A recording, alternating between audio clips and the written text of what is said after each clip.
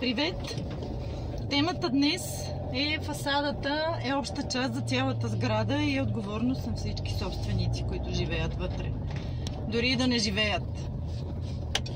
Искам да споделя с вас случка от последните няколко дни с моя позната, която ме потърси.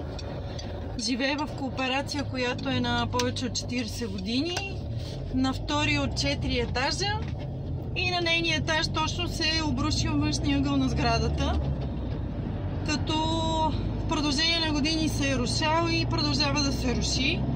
Тя е притеснена, реално няма за какво, но иска да го откоригира.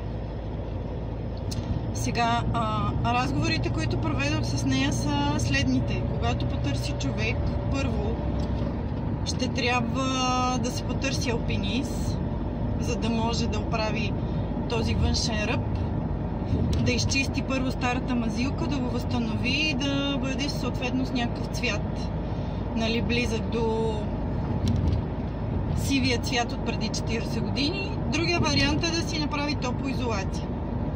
Обаче, ако реши да си санира целият етаж, всички разходи ще останат за нейна сметка, което по принцип не е правилно, защото фасадата е обща част за сградата, както казах, и този разход трябва да се разпредели по всички собственици по процент идеални части.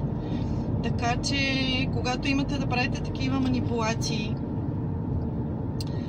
преценете дали трябва да поемете отговорността и риска изцяло вие да се занимавате като стойност, като време и съответно, нали, да не си възстановите средствата, или в смисъл да си поемете само вашата част, която е за вашия апартамент, ако влиза съответно във вашия апартамент.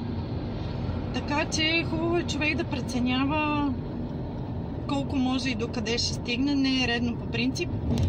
Отделно поговорихме с нея, тя какво иска реално. Нейният апартамент е топъл, не е необходимо да се влагат толкова средства за саниране. Да, наистина хубаво е да се почисти тази част от фасадата, която има рушаща се мазилка, защото все пак е твърде опасно. Но разбира се, не трябва да е за нейна сметка. Фирмите, частни лица, които идват на оглед при нея, за да погледнат състоянието и предлагат какво ли не.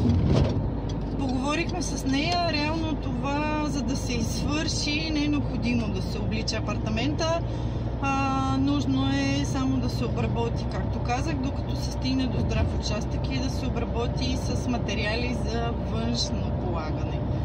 Нали, тук може би ще трябва допълнителна тема за материалите, които се използват да са по предназначение за вътрешно и за външно полагане на материалите. Това също е много важен въпрос. Ако ви се случва такова нещо, просто да имате едно на ум. Ако не знаете как се взимат след това средствата от етажна собственост, може да ми пишете, също мога да помогна. Така че ви пожелавам успех и да не стигате до там.